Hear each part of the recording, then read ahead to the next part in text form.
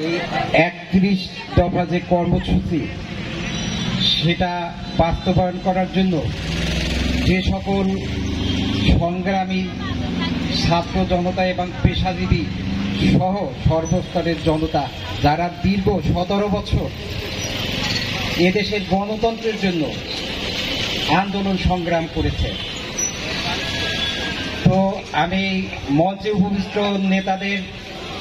Address না করে সরাসরি আপনাদের সাথে দুই একটা কথা বলবো।